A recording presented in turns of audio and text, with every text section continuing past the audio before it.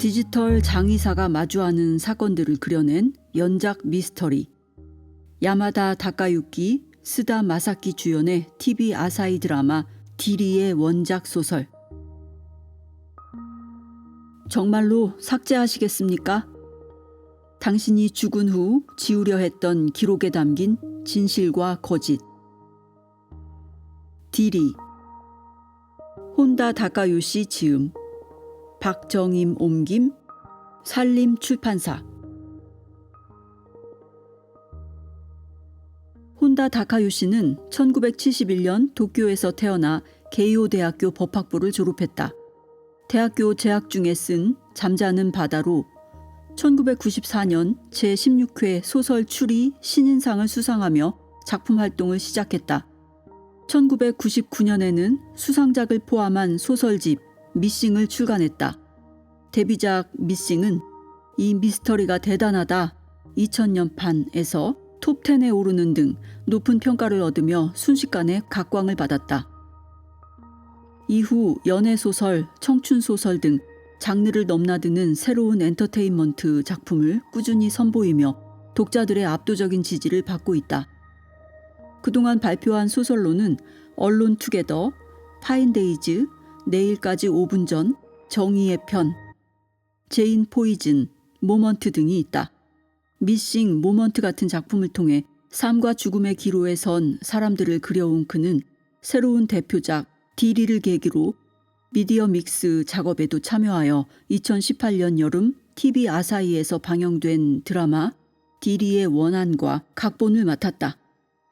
이 드라마는 방영 후에 각종 드라마상을 휩쓸며 작품성을 인정받아 화제작으로 자리매김했다. 첫 포옹. 모구라가 깨어나는 소리를 듣고 마시바 유타로는 퍼뜩 정신을 차렸다. 내리쬐는 태양, 한여름의 마당, 호스가 뿜어내는 물, 희미한 무지개, 모자를 쓴 소녀, 돌아보며 살포시 웃는다.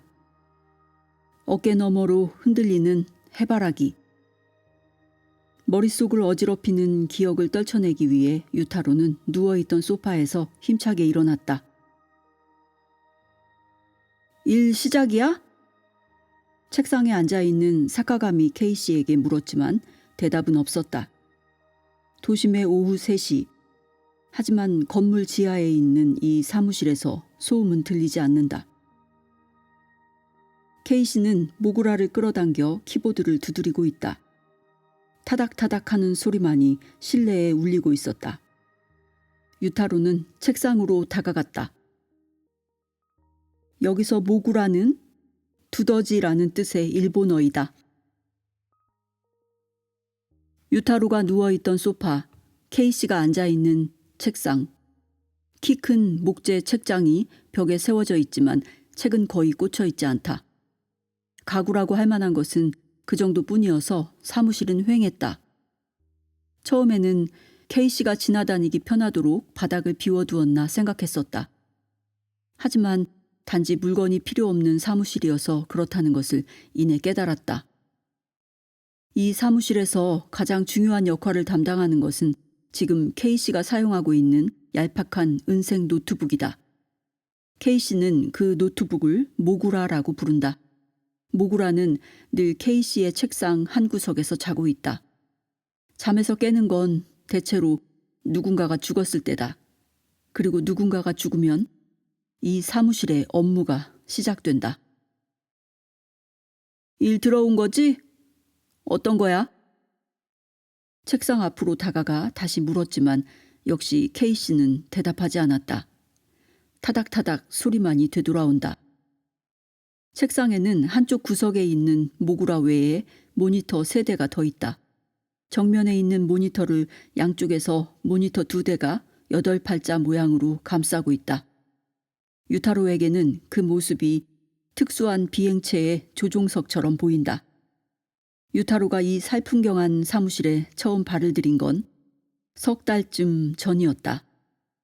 자신보다 67살은 많아 보이는 고용주의 무뚝뚝함에도 이제는 꽤 익숙해졌다. 자신이 죽은 뒤에 아무에게도 보이고 싶지 않은 데이터를 디지털 기기에서 삭제해주는 일. 그게 우리 업무다. 고용된 첫날 디리닷라이프의 소장이자 유일한 직원인 K씨는 그렇게 설명했다. 저기 디지털 기기라는 게 뭐지? 주로 스마트폰, 컴퓨터, 태블릿. 아무에게도 보여주기 싫은 데이터라면 아, 야한 거? 야동 맞지? 떠들어대는 유타로를 K씨는 앉은 채로 차갑게 올려다봤다. 글쎄, 야한 거, 마음 아픈 거, 불쾌한 거, 그렇지도 않은 거 등등 다양해. 당신이 죽은 후 불필요한 데이터를 삭제해 드립니다. 유타로도 사무실을 방문하기 전에 이런 문구가 메인 화면에 적힌 홈페이지를 확인했다. 유족에게 불필요한 걱정을 끼치지 않도록 관리자가 없어진 데이터의 유출 위험에 대비해서 라는 등의 설명도 덧붙어 있었다. 조금 수상하긴 했지만 어차피 디지털 데이터와 관련된 일이다. 컴퓨터도 제대로 만질 줄 모르는 자신과는 무관한 일이라고 생각했다. 자신이 그런 회사의 명함을 왜 갖고 있었는지 유타로는 기억하지 못했다. 하지만 일이 필요할 때를 위한 상자에 명함이 들어있었다. 지금까지 알게 된 다양한 사람들이 돈이 필요하면 또는 일이 없을 때 또 생각이 있으면 등의 말을 덧붙이며 그럴 경우에 연락하라고 건네준 연락처가 상자에 가득했다. 대부분은 명함이나 간단한 메모였고 흰색보다는 검은색에 가까운 회색의 세계로 이루어져 있다. 가상 계좌로 돈을 인출하는 인출책들을 이용해서 돈을 수금하는 수금 대행이나 선량한 시민으로 위장한 리사이클 업자에게 작물을 운반해다 주는 사업품 운송 따위다. 프리랜서 잔심부름꾼을 자칭하며 그때그때 일을 해왔던 유타로가 일을 고를 때마다 가장 우선시하는 사항. 그건 체포되지 않는 일이었다. 가능한 한 불법이 아닌 일, 또는 불법이지만 잘 적발되지 않는 일, 또는 적발되더라도 쉽게 빠져나갈 수 있는 일. 그런 점에서 볼 때 제대로 된 명함과 홈페이지가 있는 회사는 매력적이었다. 단기간에 치고 빠지는 회사라면 이렇게까지 하지 않는다. 이거 어떻게 생각해? 반려묘를 무릎에 앉힌 채 다음 일을 찾고 있던 유타로는 그 명함을 고양이 코끝에 내밀었다. 킁킁거리며 냄새를 맡은 고양이는 마침내 유타로를 올려다보며 냥 하고 울었다. 오케이, 다마씨가 그러라고 했으니까. 명함을 청바지 주머니에 넣은 유타로는 그날 바로 살풍경한 사무실을 방문했고 무뚝뚝한 남자에게 고용되었다. 그 무뚝뚝한 남자는 여전히 모구라를 조작하고 있다. 노인이라면 그나마 괜찮지만 유타로는 지난주에 끝낸 일을 떠올리며 중얼거렸다. 젊은 사람 일은 싫은데. K씨는 역시 대답하지 않았다. 유타로는 지난번 업무를 회상했다. 의뢰인은 고미야마 다카시라는 24세의 남성. 그는 자신의 노트북이 닷새 동안 사용되지 않았을 때 모구라에 신호가 가도록 설정해 두었다. 모구라에 신호가 온 순간부터 모구라로 의뢰인의 디바이스를 원격 조종할 수 있게 된다. 의뢰인의 사망이 확인되면 K씨는 원격 조종으로 의뢰인의 디바이스에 있는 데이터를 삭제한다. 보통 사망 확인은 의뢰인과의 관계를 적당히 둘러대고 전화를 걸어보면 간단하게 끝나는데 고미야마 다카시의 경우에는 계약할 때 등록했던 휴대폰 번호로 걸어도 전혀 응답이 없었다. 모구라에 신호가 온 것만으로는 의뢰인이 정말로 사망했는지 아니면 무언가 사정이 있어서 닷새 동안 노트북을 안 켰을 뿐인지 판단할 수 없었다. K씨는 모구라로 고미야마 다카시의 노트북에 들어가 그의 주소를 찾아냈고 더욱이 그가 온라인을 통해 알게 된 몇 명과 SNS에서 교류했다는 사실을 알아냈다. K씨의 지시를 받은 유타로는 SNS에서 교류했던 사람들 중 한 명으로 사칭하고 고미야마 다카시의 집을 방문했다. 유타로를 맞아준 사람은 의뢰인의 형수였다. 그곳에서 유타로는 고미야마 다카시의 대략적인 인생사를 알게 되었다. 어렸을 때부터 난치병을 앓았던 고미야마 다카시는 긍정적인 성격의 부모님과 6살 많은 활달한 형의 지지를 받으며 육체적으로 자유롭지 못한 삶 속에서도 유머를 잃지 않는 밝은 청년으로 자랐다. 이윽고 형이 결혼했고 형수가 된 여성은 가족과 똑같은 애정으로 이미 거동이 힘들어진 고미야마 다카시를 간호했다. 그러나 가족이 돌보는 보람도 없이 그는 나흘 전에 사망했다. 발인식은 어제였다고 한다. 다카시에게는 이 작은 방과 우리 가족이 세상의 전부라고 그렇게 생각했어요. 하지만 아니었군요. 인터넷에서 친구를 사귀고 있었네요. 고미야마 다카시가 지냈던 방으로 안내해준 형수는 그렇게 말하며 눈물을 글썽였다. 고운 인성과 온화한 기품이 느껴지는 여성이었다. 신분을 속인 것이 미안해서 더 이상 견딜 수 없었던 유타로는 그녀에게 서투른 조의를 표하고 서둘러 그 집을 나왔다. 그러면 사망 확인은 된 거지? 사무실로 돌아온 유타로가 상황을 보고하자 책상에 앉은 K씨가 재차 확인했다. 확실해. 분양도 하고 왔어. 유타로는 고개를 끄덕였다. K씨가 모구라에 손을 뻗었다. 그 순간 유타로가 뻗은 팔을 잡았다. 잠깐만. 데이터 지울 거야? 물론이지. 이 폴더를 삭제하는 게 계약 내용인데. 유타로는 K씨의 팔을 누른 채 책상 뒤로 돌아가서 모구라의 화면을 들여다보았다. K씨가 삭제하려는 것은 디어라는 이름의 폴더인 듯했다. 내용은 짐작이 가지 않는다. 지우면 다시 못 살려? 못 살려. 이론적으로 안 되는 건 아니지만 현재 인류의 디지털 기술로는 거의 불가능해. 그러면 이 폴더의 내용 좀 보여주면 안 돼? 어차피 지울 거니까 보여줘도 되잖아. 안 돼. 나도 안 볼 거고 너한테도 안 보여줄 거다. K씨가 자신의 팔을 살짝 들어 올렸다. 유타로는 그 팔에서 일단 손을 뗐다가 다시 붙잡았다. 아니 잠깐만. 거기 뭔가 중요한 내용이 있을 것 같아. 다카시는 어렸을 때부터 병에 걸려서 몸이 불편했었대.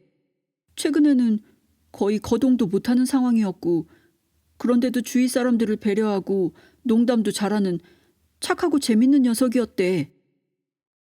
이건 그런 다카시가 남긴 데이터야. 분명 야동 따위가 아닌 좀 더 소중한 게 아닐까 싶어. 내용을 확인하고 괜찮다 싶으면 다카시 가족에게 전해주는 게 어떨까? 형수님도 분명 기뻐하실 거야. 잠시 생각하던 K씨가 흥 하고 콧소리를 내더니 다시 팔을 들어 올렸다.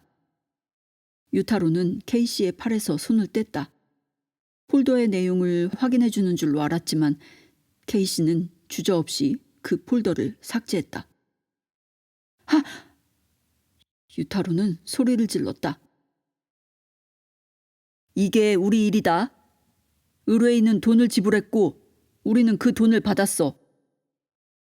고미야마 다카시는 그 폴더를 삭제해 주길 원했다.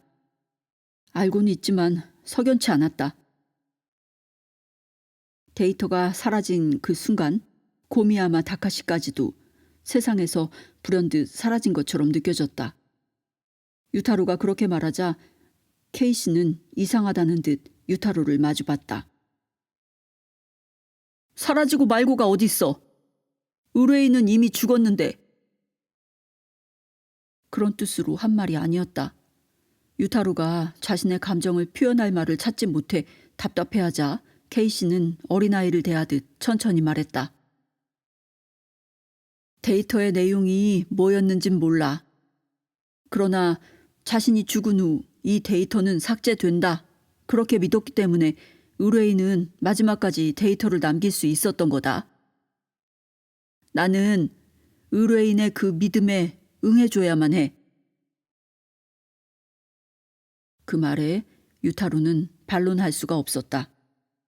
하지만 그때 느꼈던 석연치 않은 감정은 지금도 제대로 소화되지 않은 채 유타로의 마음속에 가라앉아 있었다.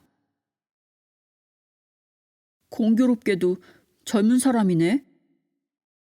그때까지 계속 말없이 모구라를 조작하던 K씨가 마침내 고개를 들고 화면을 유타로에게 돌렸다. 사이트의 의뢰 화면이었다. 이름은 니무라 다쿠미, 28세. 의뢰는 대부분 디리.라이프 사이트를 통해 직접 이루어진다. 니무라 다쿠미도 지난달에 사이트를 통해 의뢰했었다. 화면에는 이름과 생년월일, 메일 주소와 휴대폰 번호 등이 적혀 있다. 결제 수단이 신용카드뿐이어서 이름을 속이긴 어렵다. 컴퓨터와 스마트폰 양쪽 모두 48시간 이상 사용되지 않았을 때 양쪽에 있는 폴더를 삭제하도록 지정했어. 카드 결제가 승인되고 계약이 성립하면 의뢰인은 사이트를 통해 K씨가 만든 애플리케이션을 해당 컴퓨터와 스마트폰 등에 다운로드해서 실행시킨다. 애플리케이션은 그들 디바이스에 상주하며 디리.라이프의 서버와 교신한다. 의뢰인이 설정한 시간이 지나도록 그 디바이스를 사용하지 않으면 서버가 반응해서 모구라가 깨어난다. 컴퓨터의 데이터는 삭제할 수 있는데 스마트폰은 전원이 꺼져 있어서 데이터를 삭제할 수가 없어. 아마 배터리가 나갔을 거다. 응? 전원이 꺼져 있으면 삭제하지 못해? 늘 하던 대로 이 컴퓨터로 뚝딱뚝딱 하면 되는 거 아니야? K씨에게 고용되고 얼마 동안은 유타로도 되도록 존댓말을 쓰려고 했다. 하지만 이내 바닥이 드러났다.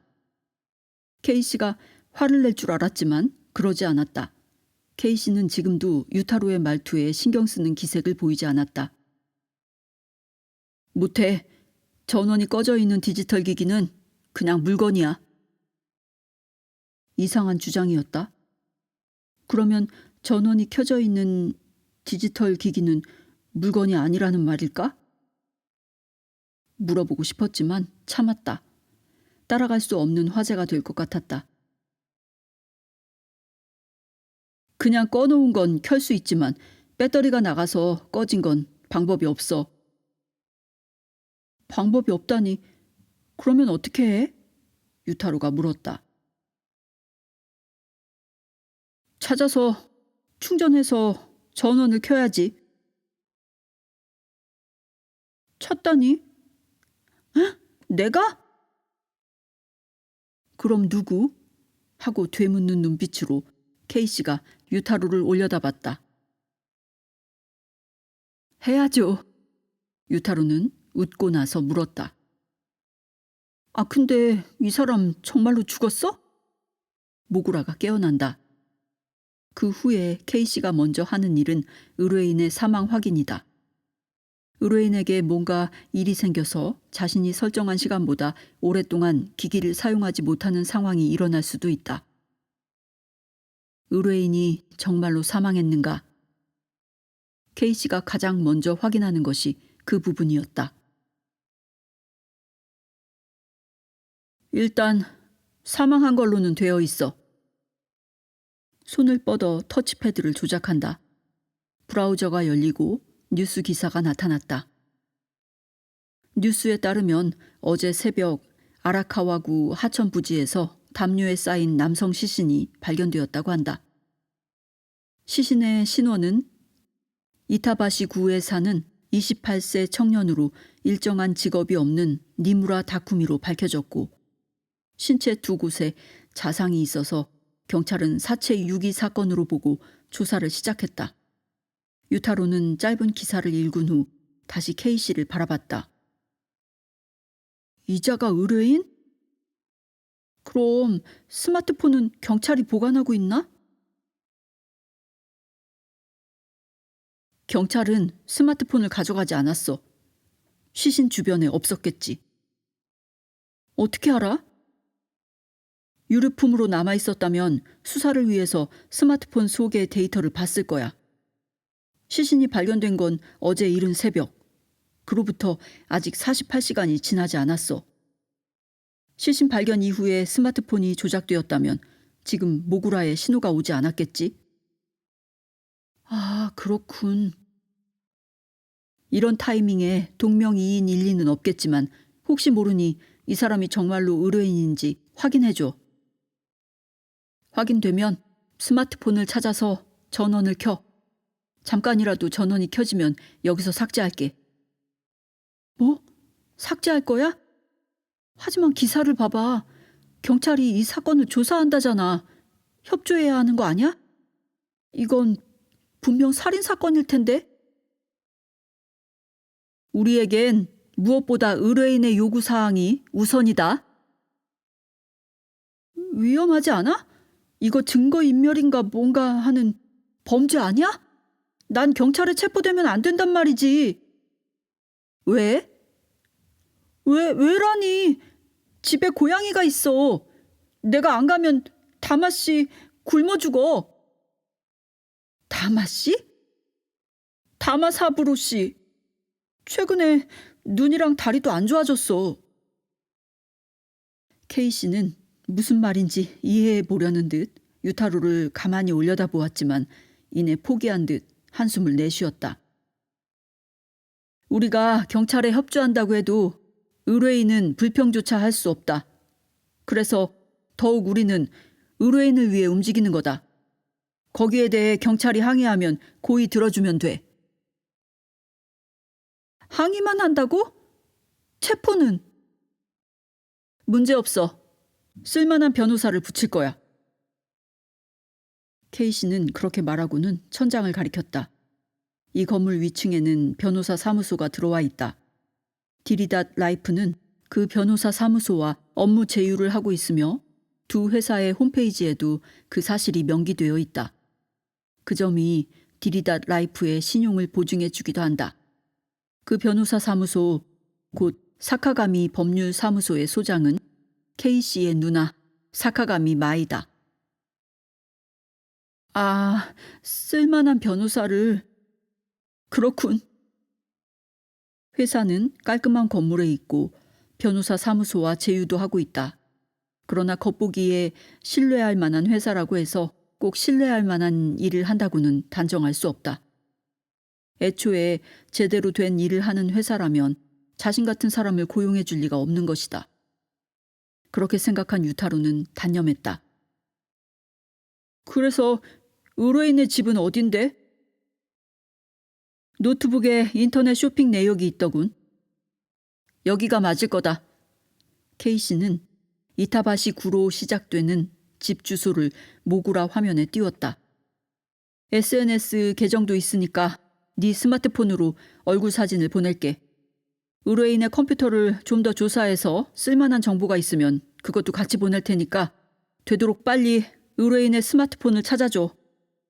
K씨는 내쫓듯 손을 내젓고 휠체어의 방향을 바꿔 다른 세 대의 모니터를 향했다. 익숙한 동작을 보면 휠체어와 인연을 맺은 지는 오래된 듯하지만 정확하게 어떤 상태인지 원인이 무엇인지 유타로는 알지 못했다. 하지만 자신이 고용된 이유가 그 때문이라는 건 알고 있었다. 넌 내가 못하는 일을 하면 돼. 일을 시작한 첫날 K씨는 유타로에게 그렇게 말했다. 그게 뭐냐고 묻는 유타로에게 K씨는 대답했다. 다리를 움직이는 일이야. 책상 앞에 서 있는 유타로를 K씨는 의아한 듯 바라봤다. 왜? 아, 갑니다. 네, 다녀오겠습니다. 유타로는 다리를 움직여 사무실을 나갔다. 니무라 다쿠미가 살던 곳은 지하철역에서 도보로 15분쯤 걸리는 주택가의 다세대 주택이었다. 사건 피해자의 집인 만큼 기자들이나 경찰들이 있을지도 모른다고 생각했지만 그런 낌새는 없었다.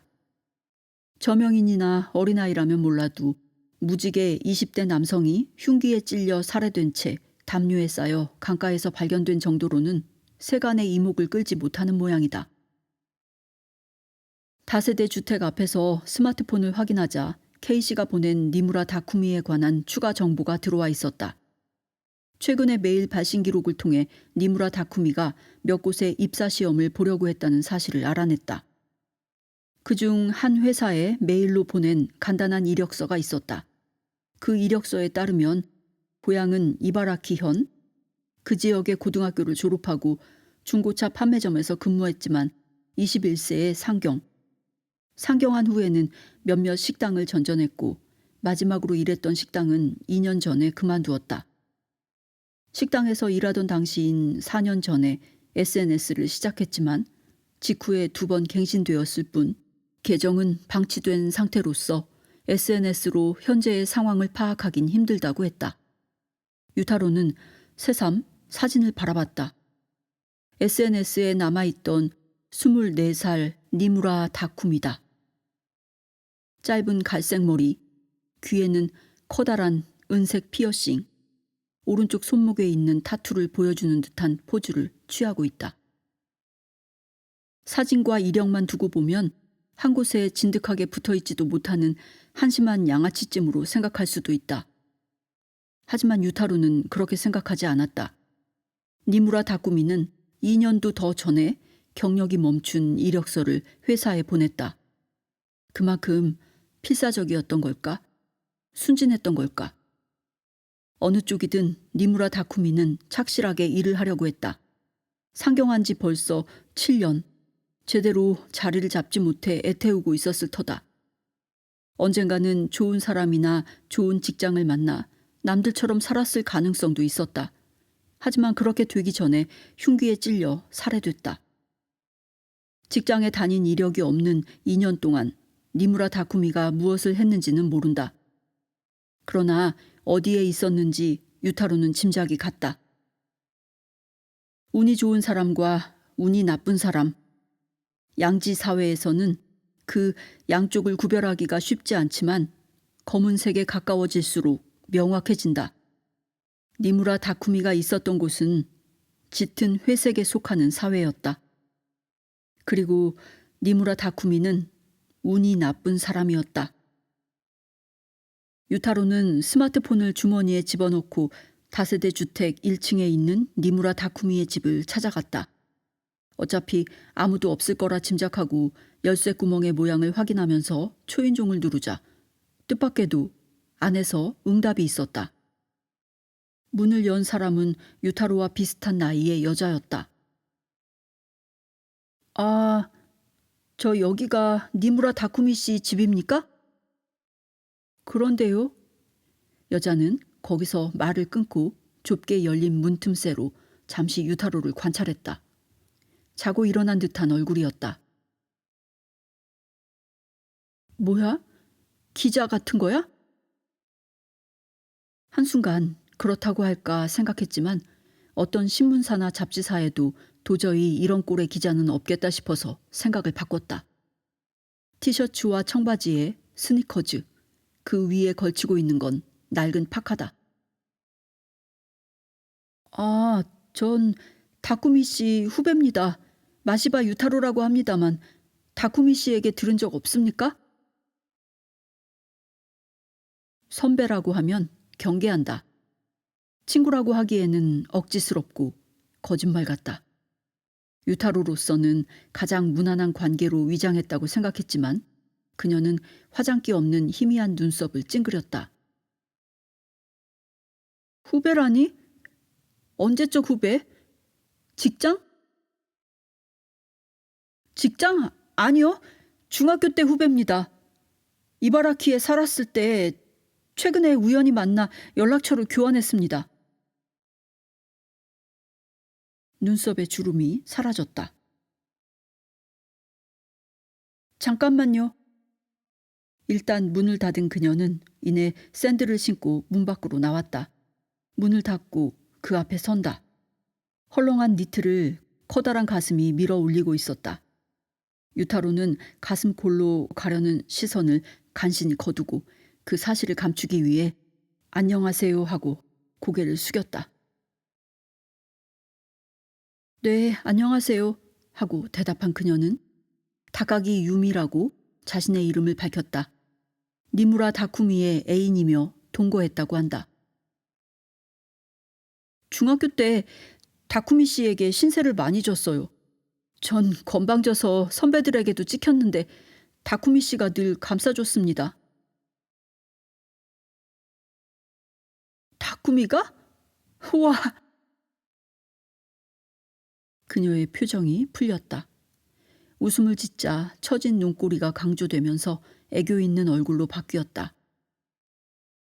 아, 다쿠미 씨가 평상시엔 그런 느낌이 아니라서 좀 이상하게 들리죠? 20살이 넘어서 상경하는 청년들의 대부분은 고향에서는 싹을 피우지 못한 자들이다. 중학생 때에도 화려한 활약을 했을 리가 없다. 도가 지나치지 않도록 유타로는 말끝을 흐리고 그녀의 반응을 지켜봤다. 뭐 그렇지. 머리가 좋진 않았으니까. 요령도 없었고. 그녀는 예상대로 그렇게 말하고 쓴웃음을 지었다. 늘 겉도는 느낌이었지.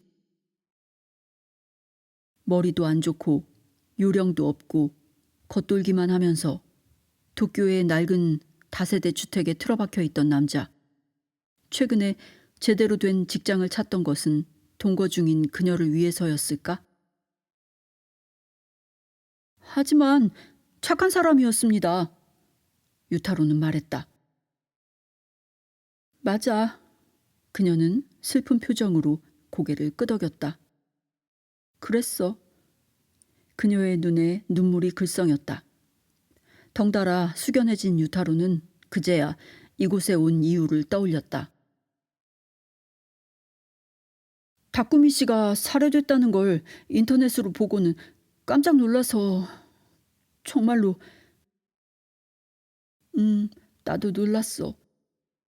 아니, 그보다 아직 잘 모르겠어. 다쿠미가 정말로 죽었다니. 아, 하고 유타로는 고개를 숙였다. 역시 다쿠미 씨였습니까? 확인해 보려고 몇 번이나 전화를 했지만 연결도 안 되고 주소를 들은 기억이 나서 직접 와봤습니다. 그랬군요. 역시 다쿠미 씨였어. 전화를 안 받아서 불길한 느낌은 들었는데 몇 번이나 전화했지만 제대로 연기했는지 유타로 자신도 알 수 없었으나 그녀는 의심하는 기색도 없이 의도대로 따라와 주었다. 아, 전화. 응? 그러고 보니 스마트폰이 어딨지? 경찰한테 있나? 집엔 없습니까? 집엔 없어. 경찰도 전해준 적 없었고 아니면 시신이랑 같이 돌려주거나 하는 건가? 다쿠미 씨가 스마트폰 갖고 나간 건 확실해요? 스마트폰은 항상 갖고 다녀. 업무에 필요하다고. 저기 업무라면 다쿠미 씨가 일을 했어요? 전 듣지 못했는데. 뉴스 기사에서 니무라 다쿠미는 무직으로 나와 있었다. 그녀가 무언가 대답을 하려는 순간 집안에서 날카로운 울음소리가 들렸다. 고양이 울음소리인가 했지만 이내 아기 울음소리라는 걸 알았다. 그녀가 등지고 있던 현관문을 황급히 열었다. 유타로는 문이 닫히기 전에 손으로 밀고는 실내를 들여다봤다. 그녀는 주방 너머에 있는 장지문 안으로 사라졌다. 아이가 있었습니까? 현관에 서서 장지문을 향해 말을 걸었지만 대답은 없었다. 아기의 울음소리가 한층 커진다. 그 힘차고 앙칼진 소리에 유타로의 얼굴이 풀어진 순간 쿵쿵 하고 벽을 두드리는 소리가 들렸다. 그녀가 미안합니다 하고 큰 소리로 말하자 아기 울음소리는 더욱 커졌다. 다시 벽이 쿵쿵 울렸다. 이번에는 끊이지 않았다. 옆집에서 항의해 오는 것임을 알았다. 제가 가볼까요? 말없이 내는 짜증에 화가 난 유타루가 말했다. 됐어, 하지마. 그 뒤로도 벽을 두드리는 소리는 한참 동안 이어지다가 간신히 그쳤다. 끈기 있게 아이를 달래는 그녀의 목소리가 들렸다. 마침내 아기 울음소리가 잦아들었고 그녀가 돌아왔다. 아기는 그녀의 팔 안에서 손가락을 빨며 잠들어 있었다. 이 집은 다꾸미가 혼자 살 때 빌린 집이야. 다꾸미랑 얼른 이사하자는 얘기도 했었는데 돈이... 아기가 쪽쪽 소리를 내며 손가락을 빨고 있었다. 귀엽네요. 유타루는 아기의 반들반들한 볼을 손가락으로 건드렸다. 아기는 눈을 떴지만 이내 눈을 감고는 다시 손가락을 빤다. 마침내 참지 못한 유타루가 말했다. 잠깐만 안 될까요? 응? 잠깐만 안아보면... 아... 괜찮아. 유타루는 그녀에게서 아기를 받아들었다. 아기는 다시 눈을 뜨고는 조금 귀찮다는 듯 유타루를 봤지만 유타루가 미소 짓자 어쩔 수 없다는 표정을 짓더니 다시 잠들었다. 자신의 볼을 아기 볼에 문질러 보고 싶은 충동을 간신히 억누르고 그 보드랍고 따뜻한 체온을 충분히 즐긴 후 유타루는 아기를 돌려줬다. 다쿠미가 아기 얘긴 안 했어? 받아든 아기를 조심스럽게 흔들면서 그녀가 말했다. 네? 아니요. 후배가 맞는지 의심하는 건 아닐까 하고 유타로는 불안했지만 그녀에게 경계하는 기색은 없었다. 하지만 조금 쓸쓸한 표정을 짓고 있었다. 그래, 이 아이는 다꾸미 아이가 아니니까. 예전 남자 아이야. 네, 그렇습니까? 다른 남자의 아이를 낳은 여자와 산다는 말 따위 쪽팔려서 후배한텐 못했나 봐. 우리가 이 집에 들어온 지 벌써 반년이나 지났지만 다꾸미는 이 아이를 안아준 적이 없었어. 아이가 울어도 달래주지도 않고 늘 화를 내며 나를 불렀어. 유타로는 딱히 대답할 말이 없어서 그렇습니까만 반복했다. 그런데 다쿠미 씨는 무슨 일을 하셨죠? 나도 잘 몰라. 무슨 그룹에서 일했던 모양인데 수시로 연락이 왔었어. 전화가 오면 다쿠미는 내가 듣지 못하게 몰래 통화했어. 아마 좋지 않은 일이었을 거야. 그래서 경찰이 물었을 때도 모른다고 대답했거든? 같이 사는 애인이 무슨 일 하는지도 모르는 여자라니 참 한심하지. 저도 이 모양이라 변변치 않은 일을 할 때도 있습니다. 그럴 땐 소중한 사람에게 말하지 않습니다. 걱정만 끼칠 테니까. 그녀가 고개를 들고 싱긋 웃었다. 고마워. 유타로는 상냥한 사람이네. 아니요, 뭘. 최근에는 그룹에서도 연락이 끊겼고 제대로 구직 활동도 하길래 나도 안심했었어. 그런데 살해됐다니. 그래서인지 더 믿어지지 않아.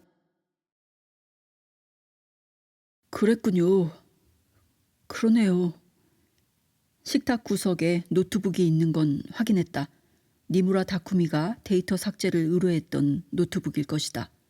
또 하나의 의뢰품은 어디 있는지 알 수 없었지만 이곳에 없는 것만은 확인했다. 유타루는 혹시나 하는 마음에 그녀에게 연락처를 알려주고 다세대 주택을 나왔다. 유타루가 사무실에 들어서는 순간 갑자기 눈앞에 농구공이 떨어졌다. 튀어오른 공을 잡아 K씨에게 던졌다. 공을 받은 K씨는 문 위쪽 벽에 슛을 하듯 공을 던졌다. 공은 벽에 그려진 원에 맞고 떨어진다.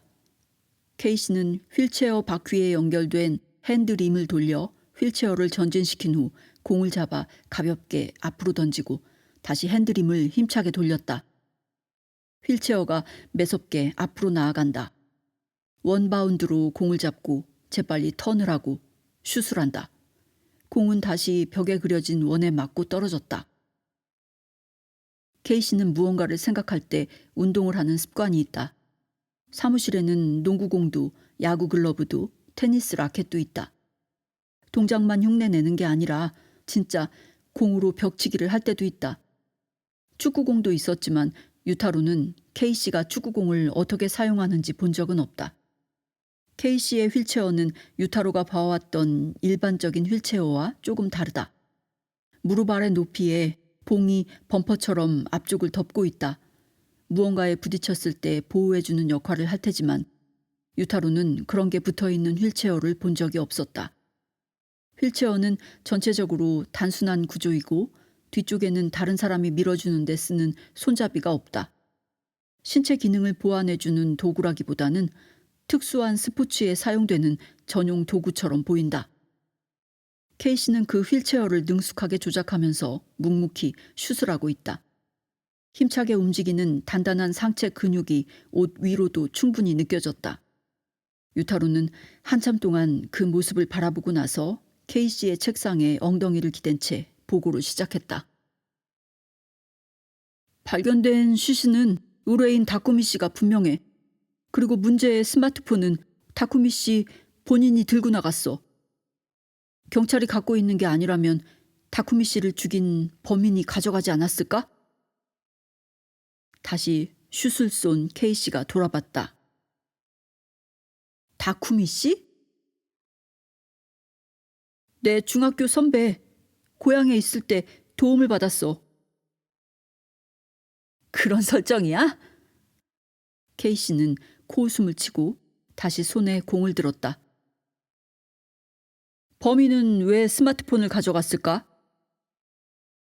중고로 팔 생각은 아닐 거고 그 속에 데이터를 보려던 게 아닐까? 다쿠미 씨가 지우고 싶어 했던 파일. 케이시는 공을 바닥에 튕기면서 잠시 생각했다. 살해하고 곧바로 파일을 보고 그 이후로는 스마트폰을 만지지 않았다? 말이 안 되는 건 아니지만 글쎄다. 수중에 있으면 만지게 될 것 같은데? 만졌으면 모구라에 신호가 안 왔을 테고. 아니면 파일만 확인하고 곧바로 처분했나?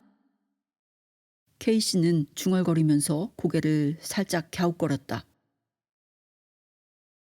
어쩌면 본인이 어딘가에 숨겼을지도 모르지? 본인이 숨겼다고? 아직 28밖에 안 된 니무라 다쿠미가 왜 우리에게 의뢰를 했을까? 질병이 있었던 게 아니라면 신변의 위협을 느꼈던 거겠지. 의뢰한 지 한 달도 안 돼서 살해됐어. 니무라 다쿠미는 자신이 습격을 당해도 데이터를 뺏기지 않도록 스마트폰을 어딘가에 숨겨둔 거야. 그럴 수도 있겠군. 하고 중얼거린 후에도 여전히 공을 바닥에 튕기던 케이시는 마침내 공을 유타로에게 던졌다.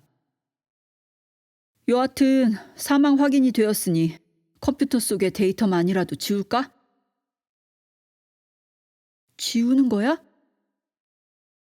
그게 의뢰사항이야.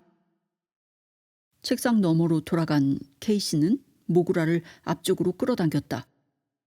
유타로는 황급히 농구공을 던져버리고 케이시가 열려던 모니터를 오른손으로 눌렀다. 아니, 잠깐만. 응? 이번에는 정말로 잠깐만 기다려. 케이시가 언짢은 듯 유타로를 봤다. 다쿠미 씨는 살해됐어.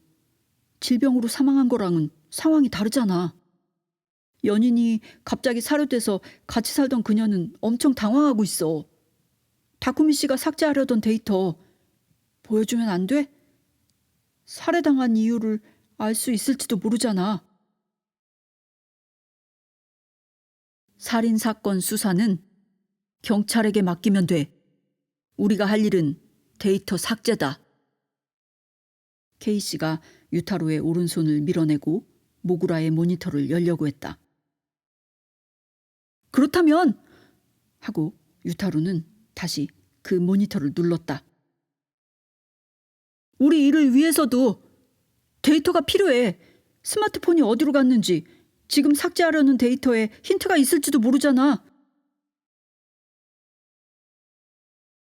너 그냥 데이터를 보고 싶은 것뿐이지? 그 이유도 없다고는 말하지 못하겠지만.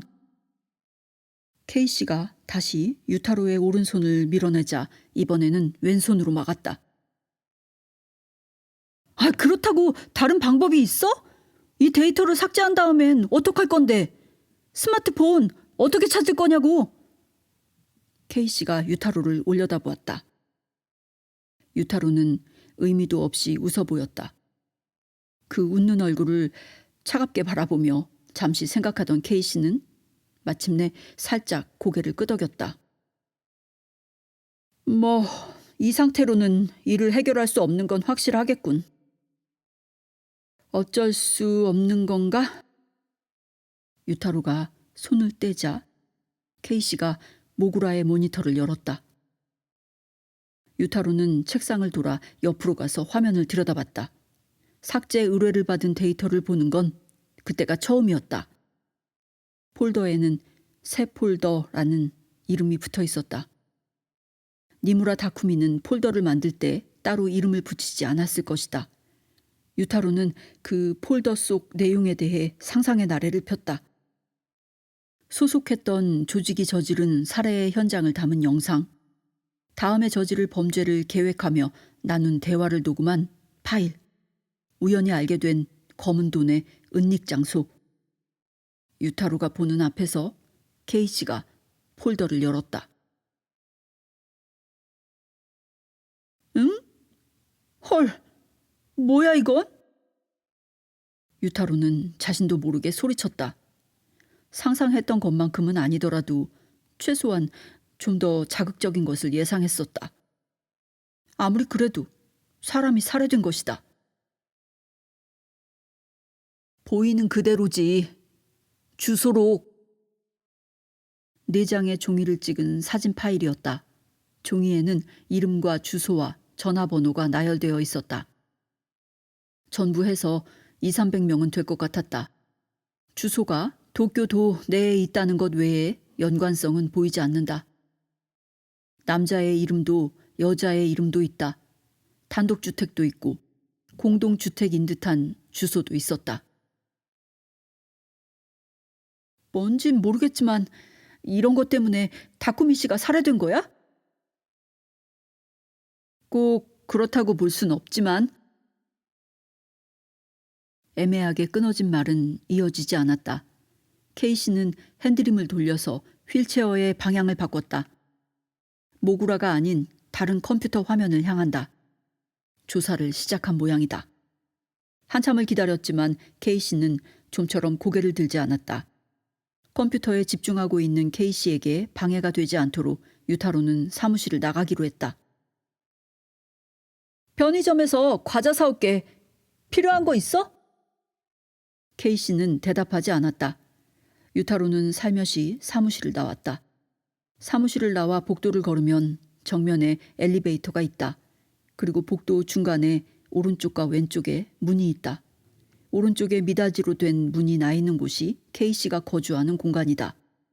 애당초 그렇게 듣기만 했을 뿐 유타로가 그 방 안에 들어간 적은 없다. 왼쪽은 K씨의 누나가 소장으로 근무하는 사카가미 법률사무소의 창고다. 그곳에도 들어간 적은 없다.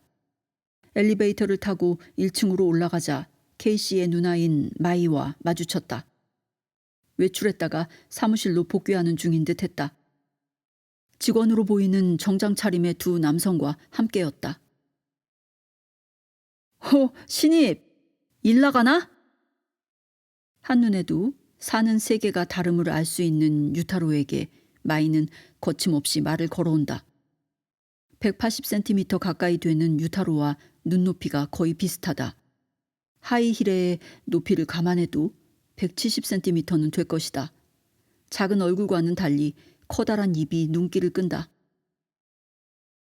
아니, 건너편 편의점에. 유타로가 말하자 마이는 그 커다란 입을 벌리고 하하하 하고 웃었다. 땡땡이 치지 마, 신입. 일하라고. 옙. 격려하듯 손을 올린 유타로에게 마이는 가볍게 손을 흔들고 일행과 함께 엘리베이터를 탔다. 유타로는 위층으로 올라가는 엘리베이터 숫자판을 무심코 바라봤다. 쓸만한 변호사야.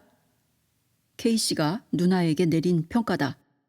마이가 소장으로 근무하는 사카가미 법률사무소는 원래 기업 법무의 정예 변호사들이 모인 사무소로 유명했던 듯하다. 두 사람의 부친이 몇 년 전에 세상을 떠나면서 이 빌딩과 함께 법률사무소를 마이에게 남겼다. 하지만 전임 소장의 친딸이라고 해서 산전수전 다 겪은 정예 변호사들이 잠자코 따를 리가 없었다. 부친 사망 후 얼마 지나지 않아 대부분의 변호사가 사무소를 떠났다. 그러자 마이는 대담한 사업 전환을 꾀한다. 클라이언트를 기업에서 개인으로 바꾼 것이다. 부유층을 주요 고객으로 잡고 모든 상담에 응하는 원스톱 법률사무소로 변신시켰다. 마이의 말에 따르면 성추행 누명부터 유산 상속까지다. 현재는 7명의 변호사와 20명 이상의 직원을 거느리고 있으며 지명도도 업적도 순조롭게 상승 곡선을 그리고 있다. 그렇게까지 개인 변호로 특화한 법률사무소가 드물다는 점도 있겠지만 마이 자신이 법률가로서도 사업가로서도 능력이 뛰어나지 않으면 잘 될 리가 없다. 쓸만한 변호사야 라는 K씨의 말은 그런 의미였다. 단 변태지만 하고 K씨는 덧붙였다. 덕분에 유타로는 마이와 얼굴을 마주할 때마다 어찌할 바를 몰랐다. 이렇게 스타일 좋고 개성적인 미인인데다가 30대 중반의 능력 있는 변호사가 대체 어떤 식의 변태라는 걸까? 유타로가 멍하니 엘리베이터 숫자판을 보고 있는 동안에 엘리베이터는 4층에 도착했다. 마이의 사무소는 2층부터 4층까지 차지하고 있다. 그곳에서는 오늘도 많은 사람이 일하고 있을 것이다. 유타로는 자신의 발밑으로 시선을 향했다. 지상과 지하, 누나와 남동생, 부유층 상대의 법률사무소와 디지털 기기로 구성된 비밀기지, 변태 여자와 괴팍한 남자. 편의점에서 초콜릿을 사서 사무실로 돌아가자 K씨의 화난 목소리가 날아왔다. 어디 갔다 와? 왜? 편의점 간다고 말했잖아. 여기 초콜릿 먹을래? K씨는 어이없다는 듯 손사래를 치고는 모니터 한 대를 유타로 쪽으로 돌렸다. 니무라 다쿠미가 삭제를 의뢰했던 그 주소록, 거기 적힌 흔하지 않은 이름을 차례차례 검색했더니 이런 게 나왔다.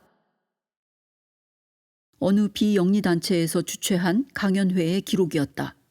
내용은 사기 피해를 입지 않는 방법, 노인을 대상으로 한 입금 사기나 사모펀드 사기 등의 피해를 입지 않도록 대책을 알려주는 강연회다.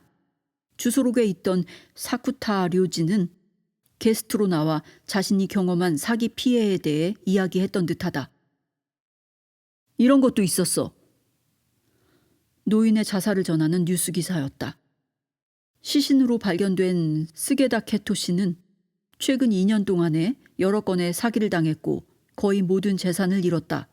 이를 비관해 자살한 것으로 보인다고 기사는 전하고 있었다. 그럼 이 주소록이 사기 피해자 명부라는 거야? 이 두 사람은 우연히 이름이 나왔을 뿐이지만 일반적으로 사기 피해자 이름은 보도되지 않아. 특이한 이름을 지닌 두 사람이 모두 사기 피해자라면 이건 사기 피해자 명부로 봐도 될 거다. 유타로는 자신도 모르게 얼굴을 찡그렸다. 호구리스트인가 들어본 적 있어. 한번 사기에 걸려든 사람은 경계심이 많아져서 2번은 사기에 걸려들지 않는다고 보통은 그렇게 생각한다. 하지만 실제로는 다른 모양이다. 한 번 사기에 넘어간 사람은 2번이고 3번이고 넘어간다. 그들은 사기에 넘어가는 사람들인 것이다. 사기꾼들에게 이상적인 고객을 리스트업한 명부는 업데이트를 반복하면서 암암리에 매매된다고 한다. 다쿠미 씨가 하던 일이 사기였나? 우릴 증거 인멸에 이용할 생각이었어. 48시간이라는 건 그래, 검찰 송치까지의 시간이었군. 검찰 송치? 경찰은 피의자를 체포하면 48시간 이내로 검찰에 송치해야 하지. 그게 안 되면 석방해야 한다. 니무라 나쿠미는 체포됐다가 검찰에 송치될 경우 결정적인 증거가 될 사기 피해자 명부를 없앨 생각이었겠지. 그래도 사망 확인이 안 되면 삭제하지 않잖아.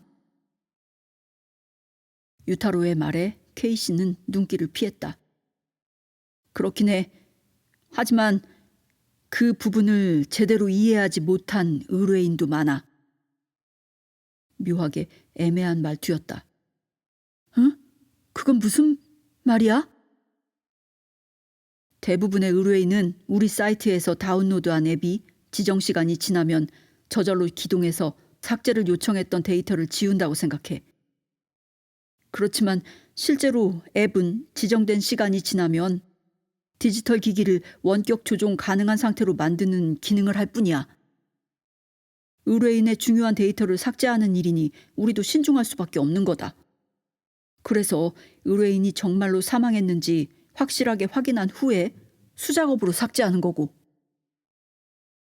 앱의 기능에 대해서는 계약서에 분명하게 적어놨고, 계약서 상으로도 의뢰인이 사망했을 때 데이터를 삭제한다고 되어 있어. 계약 위반은 아니지. 언짢은 듯한 말투가 변명처럼 들렸다. 생각해보면 자신이 죽은 후에 존재를 없애고 싶은 데이터다. 의뢰인 입장에서는 아무에게도 보이고 싶지 않은 것이다. 그 심정을 고려해서 사이트에서는 마치 앱이 자동적으로 실행되어 데이터를 삭제하는 것처럼 표현하고 있는지도 모른다. 대부분의 경우 K씨는 내용을 보지 않고 삭제하기 때문에 결과적으로는 마찬가지고, 표현을 그 정도는 얼버무리지 않으면 의뢰가 크게 줄 것이다. K씨를 좀 더 건드려보고 싶었지만 고용주를 쓸데없이 자극해야 좋을 게 없겠다 싶어서 단념했다. 그래서 결국 어떻게 된 거야? 유타로는 원래 이야기로 화제를 돌렸다. K씨는 책상 위에 있던 야구공을 들었다. 바닥에 툭 튕겨서 손으로 받는다. 그 동작을 반복하면서 K씨는 말했다. 사기 조직의 말단 조직원이었던 니무라 다쿠미는 어느 날 조직에서 이용하는 명부의 존재를 알게 됐다. 그 호구 리스트가 니무라 다쿠미에게는 도깨비 방망이로 보였겠지. 니무라 다쿠미는 스마트폰으로 그 명부의 사진을 찍었다. 조직에서 빠져나와 직접 사기를 칠 생각이었지. 하지만 그 사실이 들통났고 조직은 니무라 다쿠미를 살해하고 스마트폰을 처분했다. 니무라 다쿠미가 명부를 컴퓨터에 복사해 놓은 건 몰랐을 테고. 유타로는 K씨의 추리가 납득이 가지 않는 듯 하고 소리를 내며 반론했다. 말은 되는데 그거 뭔가 다쿠미 씨답지 않아. 조직을 배신하고 자기 혼자 사기를 치려고 했다니 다쿠미 씨에게는 너무 어려운 일 아냐? 네가 의뢰인에 대해 뭘 알아? 애인도 다쿠미 씨가 머리도 안 좋고 요령도 없다고 했어. 애인이라고 해서 반드시 상대를 제대로 아는 건 아니지. 더구나 기억은 왜곡되지만 기록은 사실을 말해. 니무라 다쿠미의 컴퓨터에 이 명부가 있었다는 건 사실이다. 니무라 다쿠미는 돈이 필요했고. 유타로는 다시 한번 소리를 내며 팔짱을 꼈지만 K씨의 주장에서 모순을 찾아내진 못했다. 그러면 다쿠미 씨를 살해한 건 명부를 갖고 있던 사기 조직이다? 그렇겠지. 니무라 다쿠미가 소속해 있었던 사기 조직을 찾아내서 스마트폰을 어떻게 처분했는지 확인해줘. 응? 뭐라고? 유타로가 되묻는 순간 책상 구석에 있는 프린터가 움직이기 시작했다. 프린터에서 나온 4장의 종이에는 명부가 인쇄되어 있었다. K씨가 모구라 화면에서 얼굴을 들었다. 컴퓨터에 있는 건 지금 삭제했어. 스마트폰의 데이터가 제대로 처리됐다면 다행이지만 어중간하게 스마트폰을 강에다 버렸다거나 하면 성가셔서. 실물을 찾아서 데이터를 삭제해야 돼. 시신이 하천 부지에서 발견됐으니 찾을 가능성은 있어. 너 잠수할 수 있냐? 아니, 잠수라니. 그러니까 지금 데이터 얘기야? 살인사건 얘기가 아니라? 우린 지금 범인을 쫓고 있는 게 아니었어? 우리 일은 의뢰받은 데이터를 삭제하는 것. 살인사건은 경찰이 해결한다. 하지만 지금 이 시간에도 경찰은 살인사건 증거품으로 스마트폰을 찾고 있을지도 몰라. 경찰이 먼저 발견하면 어떻게 되겠냐? 별 문제 없이 전원이 켜진다면 다행이지만 전원 안 켜지면 경찰은 메모리에 직접 접속해서 안에 있는 데이터를 빼내려고 할 거다. 그렇게 되면 데이터 삭제는 불가능해. 그러니까 경찰보다 먼저 스마트폰을 확보해야 돼. 데이터를 삭제할 필요가 있을까? 다쿠미 씨는 체포됐을 때를 대비해서 보험으로 사용할 작정이었잖아. 이제 그럴 필요 없는 거 아닌가? 의뢰받은 일은 끝까지 마무리한다. 의뢰인이 무슨 의도로 그랬는지 생각하면 안 돼. 우리가 움직일 땐 항상 의뢰인이 죽은 다음이니까. 그렇다 해도 사기 조직을 대체 어떻게 찾아? 더구나 경찰보다 먼저. 실마리가 될 만한 지인들이 주변에 있지 않나? 뭔 주변을 말하는 거야? 있을 리가 없잖아. 있을 것 같은 느낌이었는데. 너 속빈 강정이었냐? 나한테 무슨 기대를 했던 거야? 유타로는 그렇게 대꾸하면서 자신의 상자를 떠올렸다. 사기 조직과 연결될 만한 연락처가 몇 개는 있을 것이다. 하지만 그것이 니무라 다쿠미의 조직과 연결돼 있기를 기대하는 건 역시 지나치게 자기중심적인 생각이다. 뭐 아는 범위 내에서 찾아보긴 하겠지만 너무 기대하진 말아줘. 거 봐, 역시 있잖아.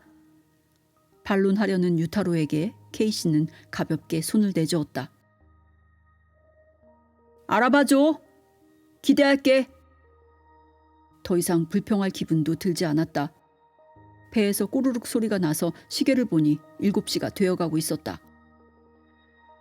연락처가 집에 있어. 오늘은 퇴근할게. 사부 짱에게 안부 전해줘. 무슨 말일까 생각하면서 사무실을 나온 유타로는 엘리베이터 앞에 섰을 때 깨달았다. 다마 씨라고? 아하,